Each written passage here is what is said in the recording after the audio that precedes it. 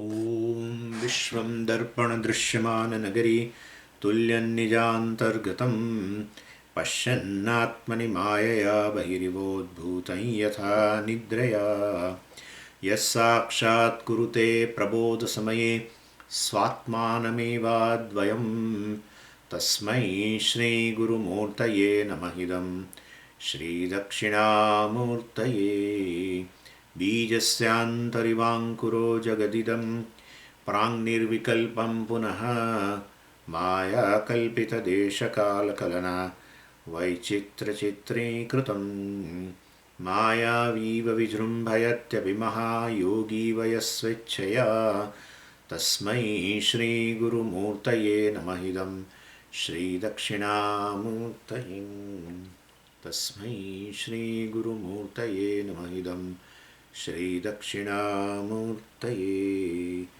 ॐ सहना भवतु सहनौ भुनक्तु सह वीर्यं करवावहै तेजस्विनावधीतमस्तु मा विद्विषावहै ॐ शान्तिः शान्तिः शान्तिः सदाशिवसमारम्भां शङ्कराचार्यमध्यमाम् अस्मदाचार्यपर्यन्तां वन्दे गुरुपरम्पराम् ॐ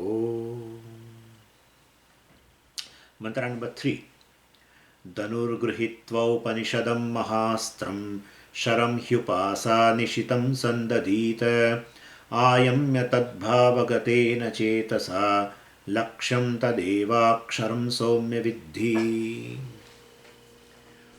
So we are seeing an archery example, the whole journey of an individual to reach the goal called moksha or the Paramatma. So that journey has been depicted with the example of an archery. And in this example, Jivatma is compared to the arrow. Very, very, very apt example.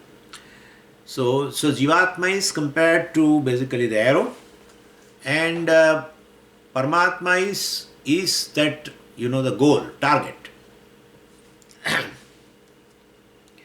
And that Karanishvara, now because I am using that Karanishvara because we have started the section, that there is in fact the section of the Dvitiya Mundaka, first section itself describes Karanishvara. Then we saw the description in terms of an existence principle, which is the Ekam, which is Nityam, etc., which is the essence of everything. And that Karanishvara, which is of the nature of existence, has been depicted in the section 2 as a consciousness itself. And that we have seen, the day for yesterday, I gave you certain profound principles of the Vedanta in short, and how you can arrive at this Mahavakya, the meaning of the Mahavakya. So that we have already discussed. Anyway, so the Paramatma, the Karanishvara, is the target. The Jivatma is a arrow. And as long as there is a gap between the Jivatma and Paramatma, there is going to be the insecurity on part of Jivatma. So, through the archery called this Vedantic study, the distance between the Jivatma and Paramatma will be removed. Study removes the distance. You need not go anything, or you need not wait, you need not survive, etc. Need not survive means basically there is not distance in terms of time. What I'm saying is, you have distance in terms of time, it definitely requires you to survive. You have to wait, and that distance cannot be filled up unless you wait. And distance in terms of physical distance definitely can be covered through reaching to the place. And here there is a third type of distance between the Jivatma and Paramatma. That distance is in terms of ignorance. And therefore, here in our case, archery means basically the study, Vedantic study, comprising three things in that: Shravanam, Mananam, Nididhyasana. And so through that, and it is Shravanam of the Shastra, Pramana. And Pramana is this, and that you are Brahman. That cannot be known through any other Pramana. your Brahman cannot be known. So you cannot stumble upon Brahman one day and meet with the Brahman, that I am Brahman, etc. That thing never will happen, and it has not happened. It has not happened. So basically, a jiva takes a varieties of the janmas, etc. And since Anadi Kala, it is going on, but he has not reached the target. So definitely the pramana is required, a means of knowledge is required, which is other than the pramata itself, other than the means available to the pramata, let's say.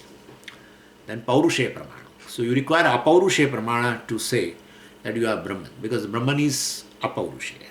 Anyway, so this is clear to you.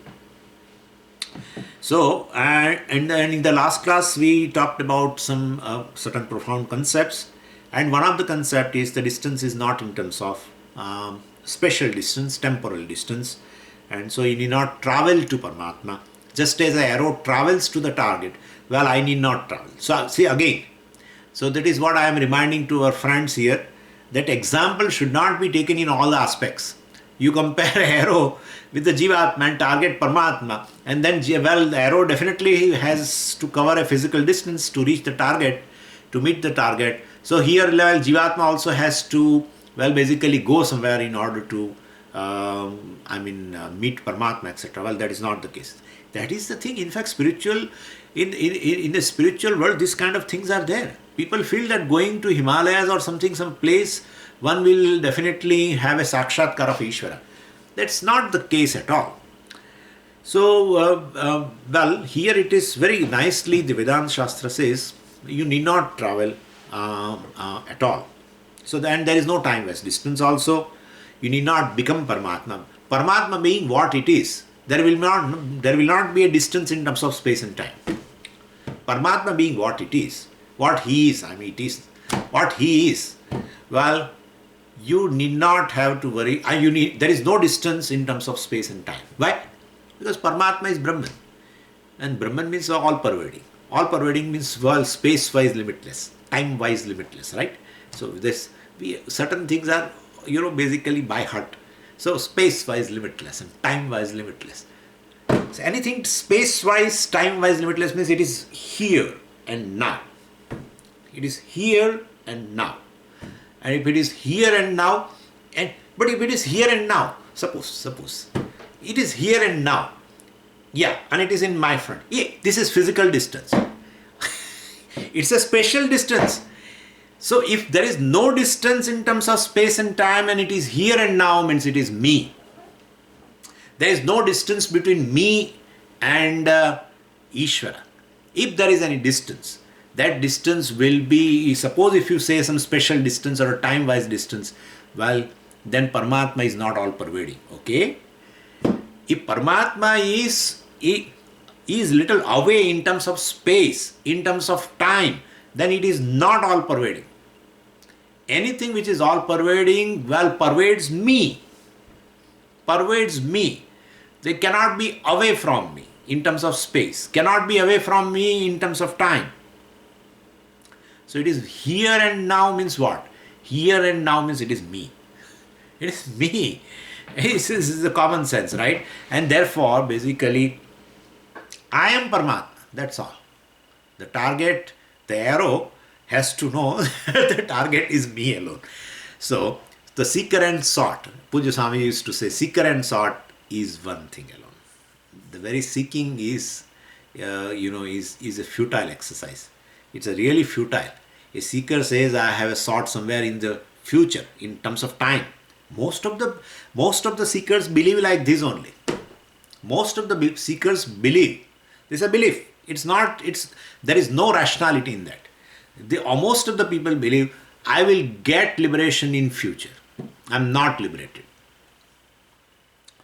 So, basically this is, so just remove the ignorance. Don't claim you are a jiva. Bas. Drop that notion that I am jiva. Then that's all. But if I drop the notion, then not drop the notion that I am jiva, but how can I attain Brahman? Because if you drop that notion jiva, you will automatically claim that you are Brahman. Okay? Because jiva is a mithya, and mithya definitely is satyam, basically, and therefore you are Brahman. So jivatvam is a notion. Drop that notion, then you find But I have to claim, I have to find out Brahman somewhere. I have to drop the Jivatvam and I have to find out somewhere Brahman. Yes, sir, you are self-revealing. You are self-revealing. I am, which is non-variable, is self-revealing. And that consciousness is the essence of your life. Consciousness is the essence of all the three stages in life. And so it's a whole waking world. The very waker, the objects of waking world and the waking experiences is Brahman, the consciousness. And same way dream and deep sleep state, that's your life. The consciousness is very essence of you. And that is what you are non-variable. The consciousness is non-variable. Better claim. It is self-revealing. You will not have to search somewhere. The consciousness is not something which is going to be revealed by your pramana. In fact, your pramanas are basically revealing the objects because of the consciousness behind it. Shrotrasya shrotram, manaso manaha, vachoha vacham. And therefore it is self-revealing. What is self-revealing? You do not have to search, sir. You will not have to search. Anything which is self-revealing, you need not have to search. If you are searching and then your pramana reveals that searched object, it is jadam. It is jadam. Anything becomes a pramana, anything becomes an object of your knowledge cannot be a conscious entity. Can never be consciousness. Consciousness must be self-revealing. And that is aparoksham. That is revealed, self-revealing means revealed without any help of a pramana. It doesn't require any pramana. The entire world basically is revealed by your senses given to you. By perception through the senses. And therefore entire world is jada. But behind your senses, even the senses are able to function and reveal the objects, not on their own strength. Basically, the strength is of the consciousness. That's how Shrotrasya Shrotram Manaso Manaha. The ear is a ear because I am the consciousness, basically. And the eye is a eye, while basically I am the consciousness. So eye of eye is me. Ear of ear is me. That's what it is. And that is self-revealing Atma. And there is no distance between you and Paramatma. In fact, there is no distance between you and the security. There is no distance between you and the peace. No distance between you and the happiness. And that's how in a moment of happiness, you fall back to yourself. In a moment of peace, there is nothing other than you. Right? You are just with yourself. In a moment of when you feel a security, you are with yourself. And therefore, this is so that shows that self is the source of all the three. By nature, self is like this. Anyway, so better claim.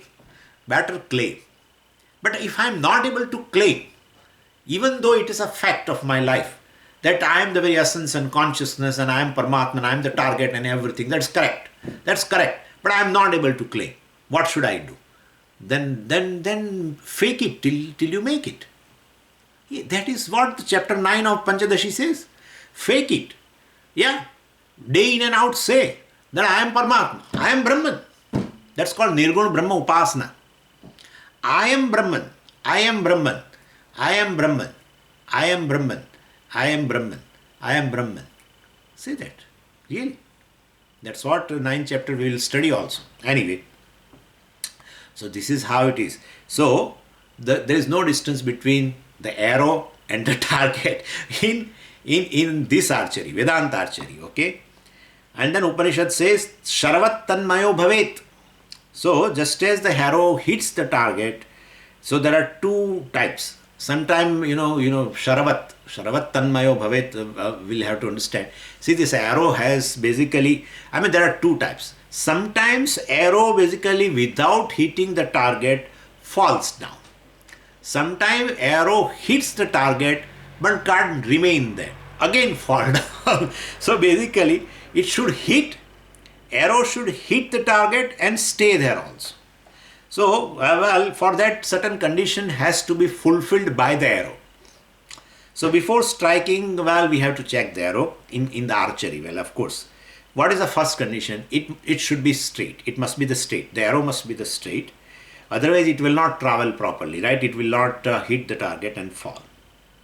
Like in children's Ramayana, in the school they used to have that drama And then one boy will be made, one student will be made Rama, and the other will be Ravana.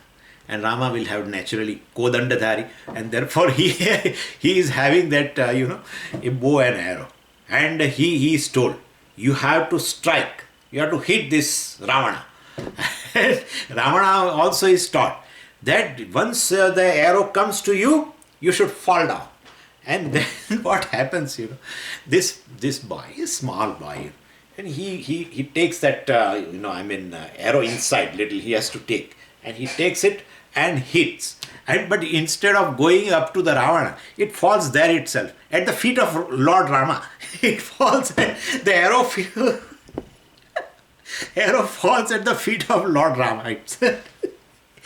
And then, that's okay. But then Ravana is told that once the arrow comes to you, you have to fall down.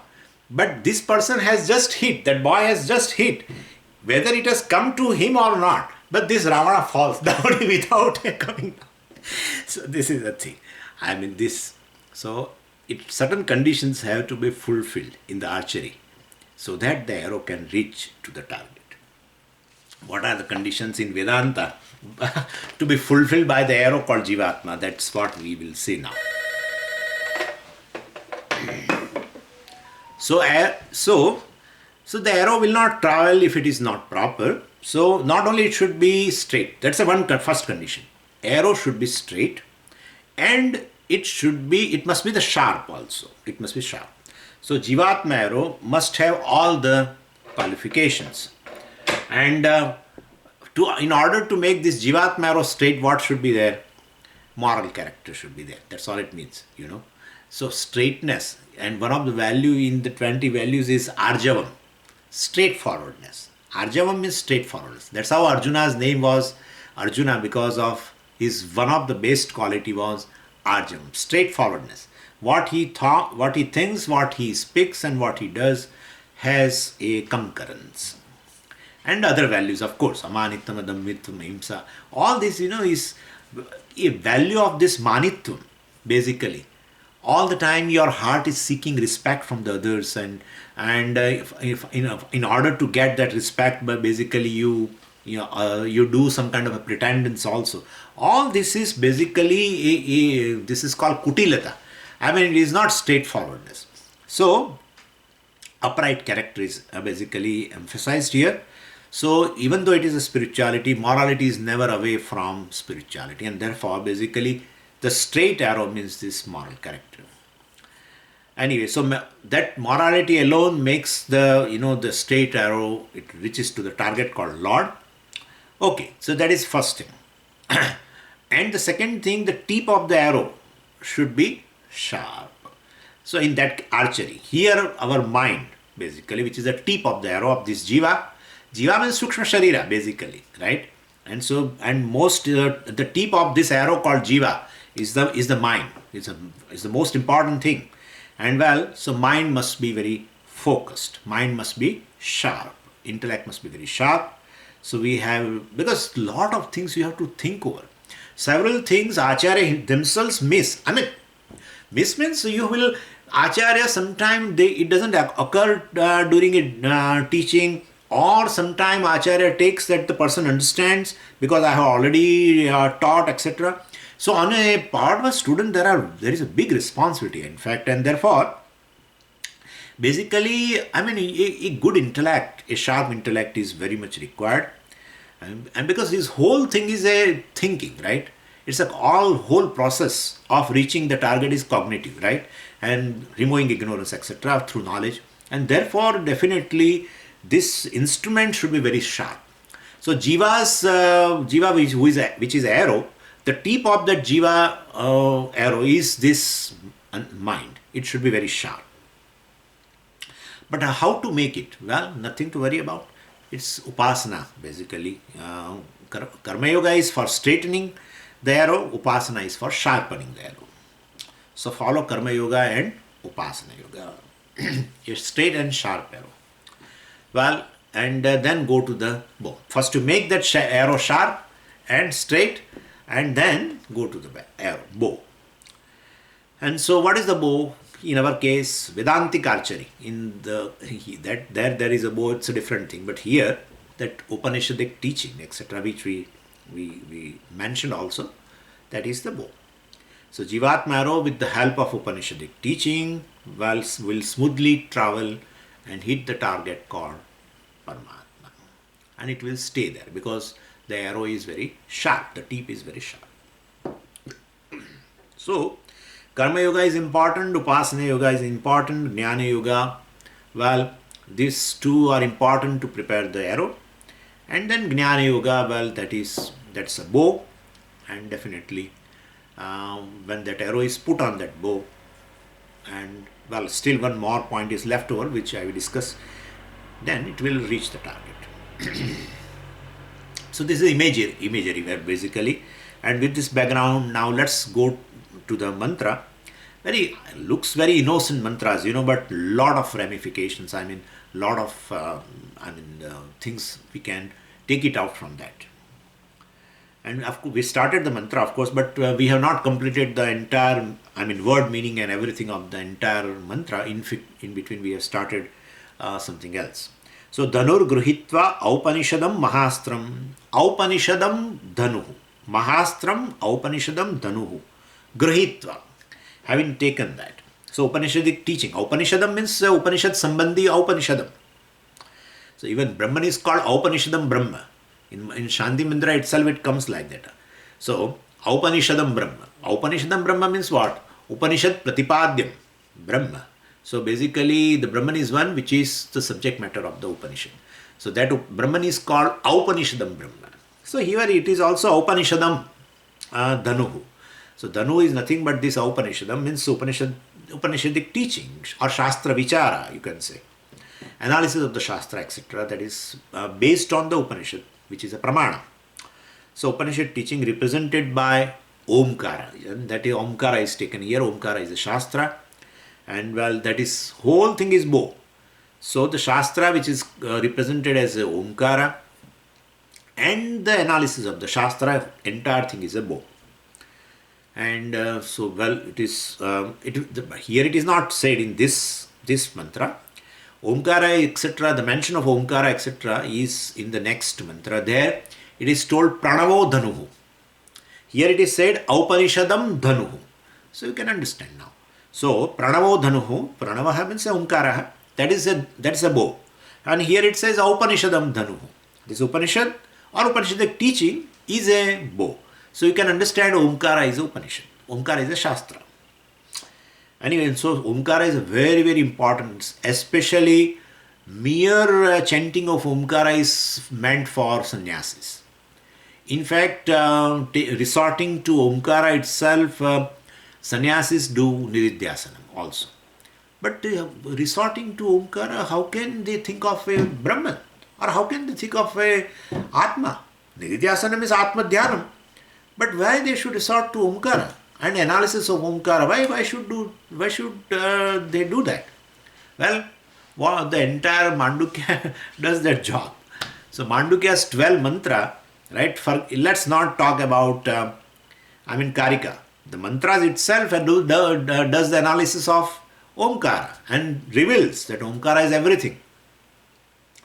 In fact, it says, there is an equation there in Mandukya Upanishad. That basically everything is Ishvara.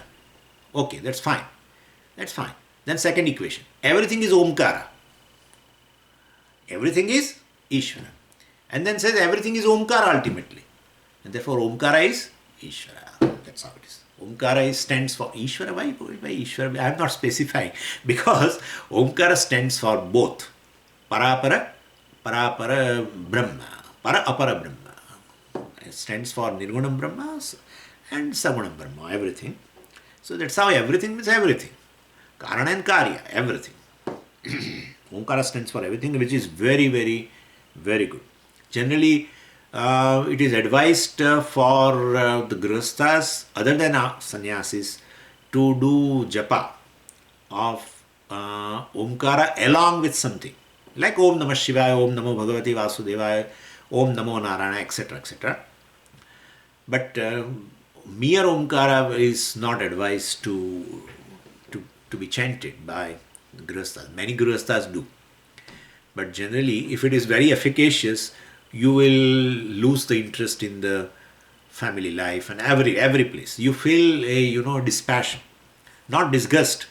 Disgust is a different thing. It's born of tamoguna. This is dispassion. You will not have any interest in anything. I mean, healthily.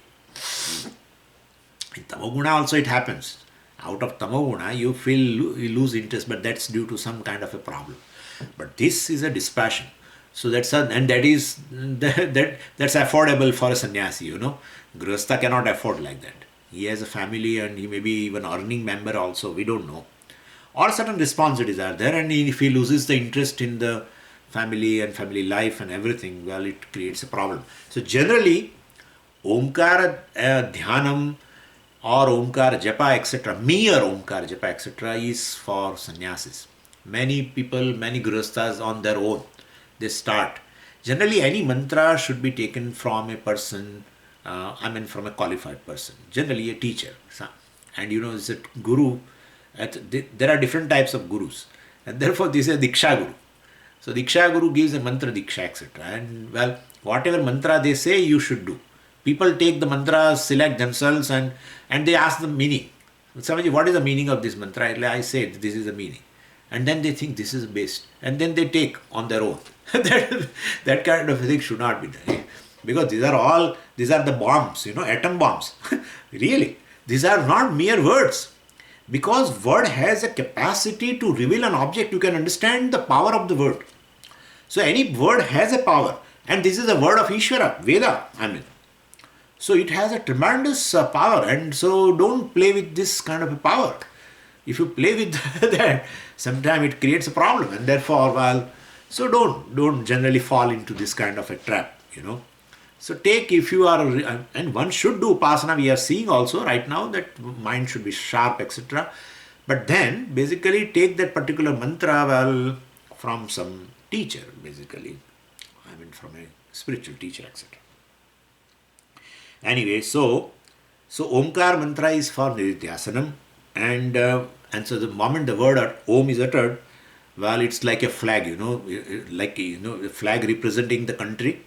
Same way, this Omkara is a flag of this teaching regime. It is like a flag. All the time it is there. I will talk about it a little more also later. So, Sharam Sandadita. So, and there is another reading also in this, Sandadita instead of Sandhaita also is there. Both are okay. And Sandhaita is a Vedic usage. Sandadita is a actual grammar usage, correct grammar usage. And Veda was the first and grammar came later. And therefore, we have to give a license, freedom to the Vedic usage. We call it as Chandasa Prayoga. Chandasa Prayoga. Chandaha means a Veda. And Tat Sambandhi. It's called Chandasam. So, it's Vedic usage. So, Veda does not fall into the grammar structure. Grammar came much later. Veda is from the beginning of the creation, And therefore, so here two readings are there, Sandhaita and Sandadita. Sandhaita is a Vedic usage, and actual grammar usage is a Sandadita. And it is made from San plus Dha Dhatu. And it's Atmanepada, Vidiling, Pratham Purusha Ekvachanam. And so the San plus Dha means to fix, to connect. So Sandadita, Sharam Sandadita means Jivatma must be connected to the what? To the bow, right? A arrow should be connected to the bow. Arrow cannot just hang. Arrow connected to the bow. And so Jivatma must be connected to this bow called Vedantic teaching, or he must be connected to this. Jivatma should be connected to the Omkara. Let's say that way also, no problem. Jivatma should be connected to the analysis of Omkara, by which, just by resorting to Omkara, analysis of Omkara, not chanting I am saying, he will understand, like Mandukya does, he will understand everything is Brahman. So, but Jivatma must be connected to this teaching means what? Somebody asked. Means you should attend the class regularly. Do not cut classes.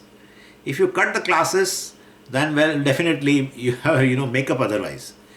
Otherwise, what will happen? It's like a number lock, one number will miss, then you will not be able to open the suitcase. And so it's like that. You will not get full impact. Suppose if you miss even in Panchadashi or Mundakopanisad or anywhere, it's not that with me or something, anywhere in between if you miss the class, I'm sure you will not be able to put the things in order. And therefore, the arrow must be connected to the bow. So that Jivatma must be connected to the teaching means one has to do Shravanam consistently and systematic study of the Vedantic scriptures for a length of time under the guidance of a competent teacher is called Sharasandhanam. Okay? It's called Sharasandhanam. So, this is the idea. And then Upanishad gives a warning. Well, before fixing the arrow on that bow, make sure arrow is straightened and sharpened. So, well, if an arrow is not, straight, then you can use a hammer and make it straighten. Then, because I am talking about arrow, well, here I am talking about arrow which is of the metal, right? Okay, so this is this kind of. I am not sure in this archery, the arrows are of metal or not. I don't know whether maybe of metal. So you have to make it straight through grind in stone or anything. And so, well, but then student is arrow, Swamiji, you said. So I will have to make straight with the hammer or what? No. In the case of this Vedantic teaching, straightening and sharpening is given. In the Veda Purva Bhaga itself, these sadhanams are given to make the arrow straight and sharp. Both. It is given. So Karma Yoga and Upasana, which has been given in the earlier. But Swamiji, where is the Karma Yoga in the. Somebody asked that in Karma Kanda, where is Karma Yoga? It's all Kamya Karma. No, it's not. Karma Kanda describes all types of karma. Kamya karmas are also there and Nitya Naimittik karmas are also there, etc. Everything is there. And the karmas has been branded by a person called Kamya karma. Karma is not Kamya karma. Yeah. Any karma can be converted to basically a Nishkama karma. Any karma. Like right now, you are doing suppose even earning and doing a job, let's say. I'm earning a member of a family and I'm doing a certain job. I'm having a certain responsibility. Well, and I'm working somewhere, etc. Well, in that case also, now you are earning and doing this job basically. So because you have a desire for money, that's fine. Then it's Kamya karma. Now somehow with the association with a certain Swami, and now you are no more interested in this money, etc. And now you are still earning, doing that job, everything. Well, but it's a Nishkam karma because you are earning for the sake of family, for the sake of others, helping others, etc., etc. Same karma becomes Nishkam karma. So Karma Kanda does not describe Nishkam karma or Karma Yoga, etc. Please don't say that. And apart from it, all Nitya Naimittik karmas which you are supposed to do and which are not going to produce any karma phala, etc. Well, that they are also Nishkam karma only. Anyway, there is some grey area which I don't want to touch right now because I myself has to be clear about it and therefore I'm leaving it right now at that point. Anyway, what I'm saying is ultimately Karma Kanda provides you upasanas also and this karmas also which you can do with a certain attitude towards offering to the Ishvara, etc. So basically they will make arrow straight, Jivatma through Karma Yoga sadhanam will be straightened or just values. Even if you feel too much about all this, just following values, your mind will be straightened. Not taking undue advantage of anybody, etc. etc. These are all things. And so will be basically straightening. And Upasana will definitely bring this, our sharpening also. Correct. So this is called Karma Yoga plus Upasana is called religious life. And so do not stop your religious life. When I talk about religious life, people immediately feel that Swami wants to emphasize puja. It's not. Puja is just a small thing. Very small thing. Religious life. Religious life makes your mind straight and sharp. Both the things. And therefore, basically, a religious student, well, alone can benefit from Vedanta. Not in Western world. Not in Western world. In Western philosophy, one can be spiritual without religious life. And that's how many teachers who generally bypass religious life, etc., or who in their teaching basically bypass religious life, do not give much importance to religious life. They are very well accepted in the Western world. But basically, so far as Vedanta is concerned, well, it is, we always say, you can never be spiritual without being religious. So this is a different kind of a thing. And then it says further in the mantra, Hyupasa Nishitam Upasa. Upasa means, I told you already, it's Upasana Yoga, and means through Upasana. And therefore, what is Upasana? Please don't ask now. Upasana means a meditation. And meditation definitely on Saguna Brahma, okay? And therefore here, we are not talking about right now Nididhyasana. Still we have not put the arrow on the bow, okay? And therefore, that arrow, we are in the process of making it straight and sharp. And so that Upasana is a Saguna Brahma Upasana. So basically, any kind of a Saguna Brahma Upasana, Manas Puja is a Saguna Brahma Upasana, anything. There's several types of Saguna Brahma Upasana is there. You can resort to anything. And Nishitam, and Upasa Nishitam. Nishitam means straightened and sharpened. So just by merely Upasana, you cannot make straightened. You have to include that Karma Yoga also. Mantra does not sometimes, talk all the things, but we have to include. So when the student comes now prepared with this, that kind of a mind, well, then the Guru's job is simpler. Otherwise, Guru has got a bad prarabdha. Well, basically, he has got a tougher task. Also, because it will not reach to the target. Okay. Then what should you do? Ayamya. Ayamya. Very nice. See, this also, in archery, there is Ayamya. What is that? So, when the arrow, they put it, the arrow has to be, it has to shot the target. Well, the arrow has to be drawn inwards, right? After putting on the bow, it has to be drawn inwards. And then only it will go forward. So, drawing inwards of the arrow is important, which is called Ayamya. So, Yam Dhatu is there, which is there in, Ni also, Niyamaha, Yamaha, Sanyamaha, etc. So this Ayamya means you have to draw yourself inward. Means what? You can understand that basically, when you come to Vedanta, draw your mind, inner, means inward.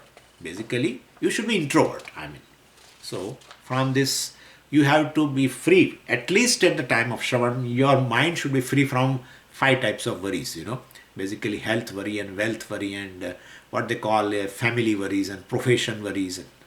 So, there are 5 types of worries. So, that is called, this is all extrovert mind. Worrying about family, worrying about health, wealth, etc., worrying about profession. All this is that shows an extrovert mind. If the mind is extrovert, then this Jivatma is not able to reach the target, Paramatma. The arrow cannot reach. Therefore, you have to put it on the bow. Now, expose yourself to this inquiry, Shastrik inquiry, and you have to make the mind introvert, pull inward. So, withdraw your mind from the external world. So, when you drop when you drop the shoes there outside, all your Raga Dvesha also keep it there. Because this is also a pair. Shoes means a pair, right? And Raga Dvesha also is a pair. So, drop it there. Mind must be vacant. To be filled. We are vacating, making it vacant. Not vacating, it's bad, not better. Let's say this way. So, when mind becomes vacant, we have to, because we are coming to the class, so we have to fill up with the Upanishadic teaching. And so, basically, this is how, convert your extrovert mind into a withdrawn mind. That's how in Lalita Sahasranama very beautifully said, Antarmukha Samaradhya Bahirmukha Sudurlabha. Lalita Sahasranama, many Vedantic principles you will learn in Lalita Sahasranama, in the names of that Devi, that Karana Ishwari, basically, Ishwara or Ishwari, who is the Karana? Ishwari. Tell me clearly, who is a Karanam? Ishvara. Again I am asking, who is a Karanam? Ishvari. Who is a Karanam? Ishvara. Hey, there is no difference between Ishvara and Ishvari. That's how we in Dakshinamurti you can see very well, right? You can see very well. Chitis tatpada lakshartha chidekar sarupini swatmananda lavibhuta brahmadhyananda santatihi, etc. In a Lalita Sahasranama. So generally we say chit, satchidananda, chit. But in Lalita Sahasranama you are addressing Devi. You can't call chit. Chit is a neutral word. So here it is chiti. Okay? So chit and chiti are one thing, consciousness alone. And therefore, basically, why there is a Ishvara and Ishwari difference you make? Because ultimately Maya is non-separate from Ishvara, right? The power of Maya by which Ishvara creates everything, that is non-separate. And therefore, well, definitely it is Ardhanarishvara. And so from the angle, if you give a pradhanyam, if you give a predominance to importance to Maya, well, I call Ishvari. If I give importance to Purusha, well, I will call it as Ishvara. But ultimately it is non-separate. And therefore, basically, so Antarmukha Samaradhya. If a person is Antarmukha, if his mind is introvert, if he is Ayamya, his mind is introvert, basically, he will reach the target called Karana Ishvari. Bahirmukha Sudurlabha, not Durlabha, Sushtu Durlabha. Means he has to give up a hope that he will reach the target. Impossible for Bahirmukha. Bahirmukha extrovert. So basically, a person with a preoccupied mind, distracted mind, well, can never grasp the teaching. Preoccupied mind is a shallow mind, basically. So Ayamya means a withdrawing from the world, basically. Okay, and that's how in olden days, they went to Gurukulam where they did not have family contact. So they did not have any worldly transactions. They did not have money. And money problem. They did not have money problem. That's better. They did not have money, that's not a good sentence. They did not have money problem. Because we have to plan. Once the money is there, we have to plan a lot of things. So no money, no relationship, no problem. So Veda Purvabhaga was basically studied in Brahmacharya Ashram, absolutely no transaction. Veda Antabhaga Upanishad also when you study, well, in Sannyasa Ashrama, absolutely no transaction. And therefore, at both the places, either whenever you study Veda, you have to free from all transactions. Whether it is a Brahmacharya Ashrama and you study Veda Purvabhaga, and then no transaction, no earning, no nothing. Just be in Gurukula and study. It's all ideal thing, it's nowadays you won't find like that, but this is how it is. And in Sannyasa, Vedanta Bhaga you study. Then again Sannyasa, no transaction. And therefore, so basically, that shows a study of a Veda involves a lot of things, and therefore, basically, one has to make free oneself from many responsibilities. See, I'm not advocating sannyasa ashrama for you. Please understand that. I'm not advocating. But if we remain mahagrahastha, means taking the responsibility of the children and their children and their children and with all the responsibilities. Well, I'm studying Swamiji, I am studying whenever I get time, Swamiji, I listen. Yeah, I listen. I have listened. Your Nishkalma Siddhya class, I listened, right? You said this thing in, for 3 days and yeah. So how many hours do you spend in a week? Oh, 1 hour in a week. What can I do, Swamiji? I have a lot of touring, all this and so you have time for all material things, you have time for family, you have time for everything. As if this thing has a least priority. It is at the bottom of that chart. That in our airport there are charts. In airport there are charts. Which flight is now landed and which is now going and all that. So and then this thing is at the bottom. This desire for moksha is at the bottom. Everything in the priority. No, Swamiji, how can you say that this thing is the least priority? See, when the things clash during day, when certain things clash, your activity clash, generally what will you sacrifice is a spiritual activity or religious activity. First you will drop immediately puja, you will drop japa, you will drop this. You will find a cause also. How can I do today? I have to meet that person. It's very important. If I meet, I will get that contract. So material things are only important. Or somebody, how can I spend time? My niece has come, and my sister has come, and my this has come, and that has come, and so I want to study, but how can I study? And they will feel bad also, no, Swamiji? And therefore, so Mahagrahastha definitely cannot study. Cannot. You can understand what I mean. Mahagrahastha means keeping all the relations as a priority in a given mind. That person is a Grahastha. Keeping those priorities. And you can understand Brahmacharya and Sannyasa Ashrama, where you study the entire Veda, the earlier portion and the later portion.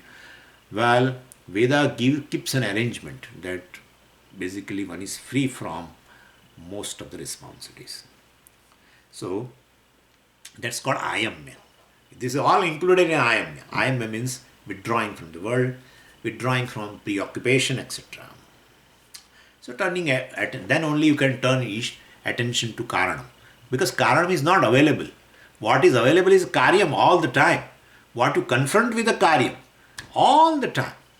And definitely to arrive at this Karana Ishvara and ultimately to equate with the Atma, your mind should be free from distractions and withdrawn, etc. Free from preoccupations, etc. Okay, having withdrawn mind from this Karya Prapancha, turn your attention towards now Karanishvara. That is being told now.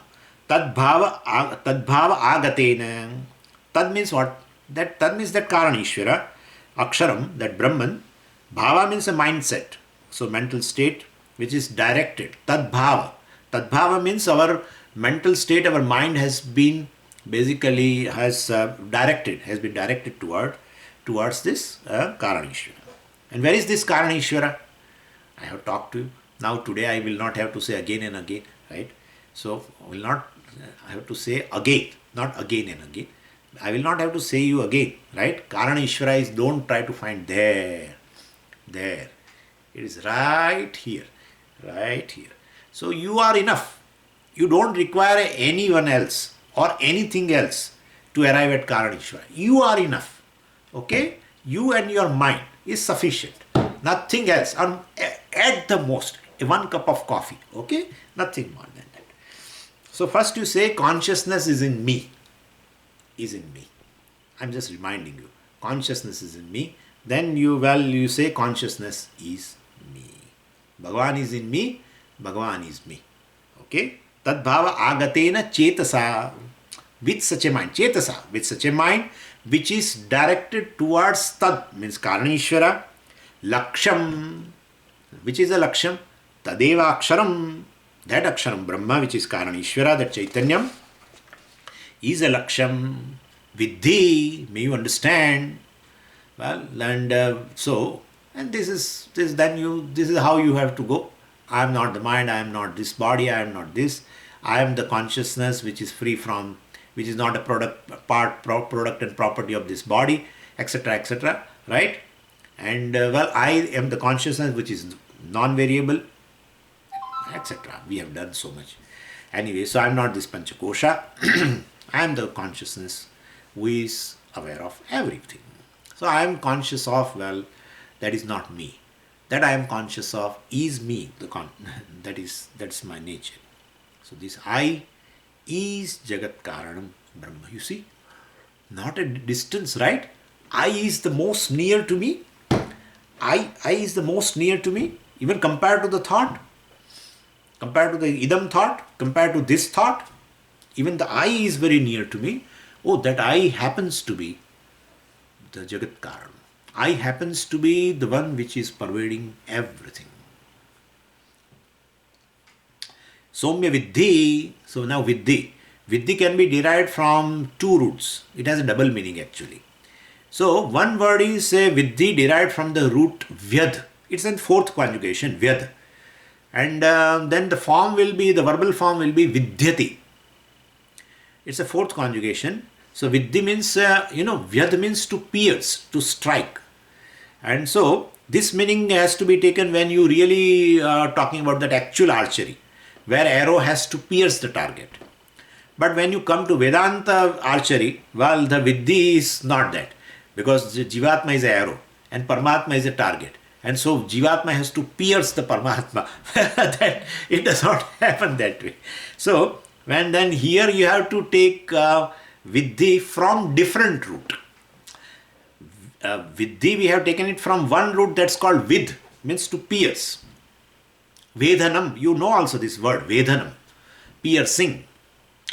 Now, in terms of our archery, Vedanta archery, well, here Viddhi means you have to take it from root Vid, means to know. So, may you know. So, Viddhi means may you know, may you understand that Karana Ishvara is, that Aksharam Brahma is yourself. So, you are the target. You are the arrow, you are the target. So, basically, and this Viddhi is what, but Swamiji, what kind of a verbal form? Either way, it is nothing but it's if you take even Vyad Dhatu, then it is Parasmaipadi, of course, and it is lot. It's imperative mode, Madhyama Purusha Ekvachanam. And even if you take Viddhi from root Vid, well, that also is a Parasmaipadi Dhatu. It's a lot, Madhyama Purusha Ekvachanam, imperative mode only. And so, here in our case, Viddhi means may you understand, Shastra says, may you understand this Paramatma, that Aksharam Brahma, the target is nothing but you. So the arrow will definitely cover the distance and reach the target, but distance in terms of ignorance. And so with the help of the bow called Shastra Vichara and characterized by Omkara, etc., well, and do this analysis of the Shastra, etc., properly with the help of a teacher and reach the target, etc., and make the arrow sharp, basically straighten and sharp, both.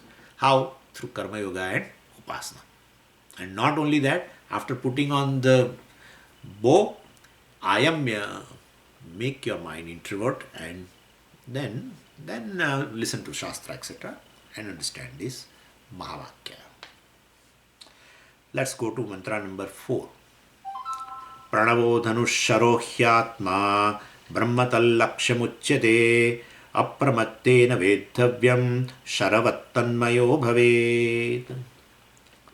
Now Omkara, this basically, in the previous mantra Upanishad said, in this spiritual archery the bow is the Upanishadic weapon. Well, it only said Upanishadic weapon, but what is that was not said. And that is named here Pranavodhanu. That weapon used in the Jnana Yoga is called Pranavaha. The name of that Dhanu, name of the bow, is a Omkara. And what is Pranavaha means Omkara? How you have arrived at this Pranava is equal to Omkara? Well, there is a derivation of this word Pranava. Basically, Navaha. The Pranavaha in that pra plus Navaha. Because of that Refa, etc., that Nakara is turned to Nakara. That's a different thing. So, but basically pra plus Navaha. And Navaha is equal, the meaning of word Navaha is equal to name. Is name.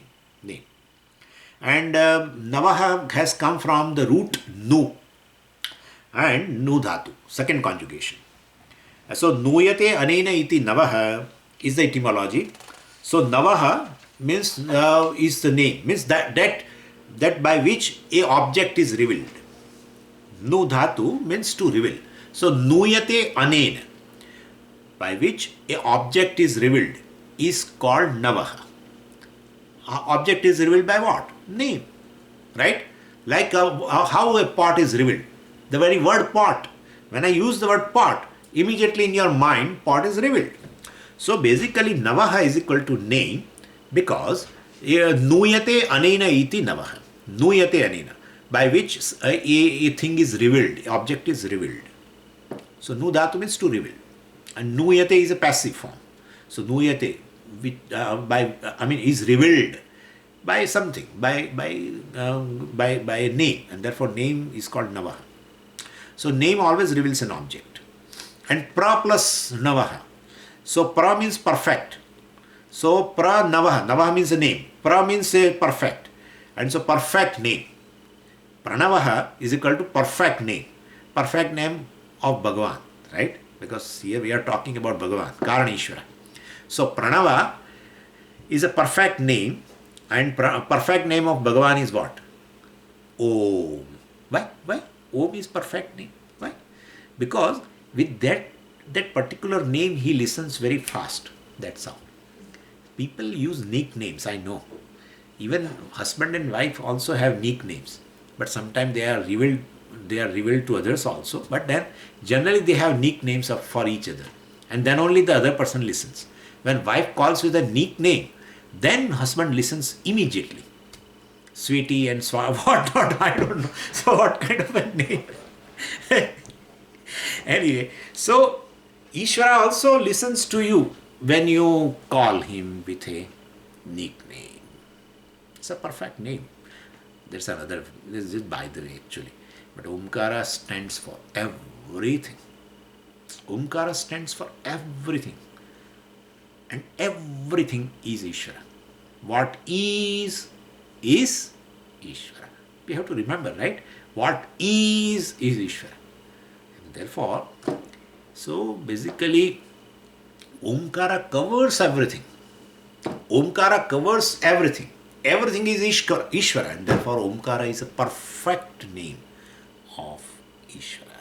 That's how called Pranavaha. Perfect. Navaha, name. Many other names are there. Rama, Krishna, etc. They are all names, but perfect name is for Bhagavan is Om.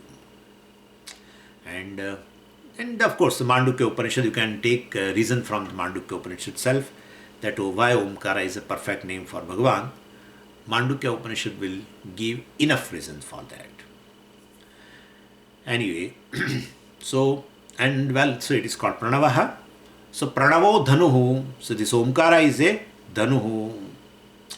Well, basically, Omkara is a Shastra, Paramatma. And arrow, Sharaha Atma. Atma means Jivatma. So arrow is this individual, this student, the seeker, Jivatma. And what type of a Sharaha? Which is sharpened and straightened through Karma Yoga and Upasana. We have to take it along with. And for how much time, Swamiji, should I meditate on Ishvara, etc., or how long I should do Karma Yoga? That's a question. How long I should do? I mean, he has not started yet, but then he immediately before starting itself, he asked this question. Generally, who are in the process of Karma Yoga, they don't ask. Why? They get bored. No, they never get bored.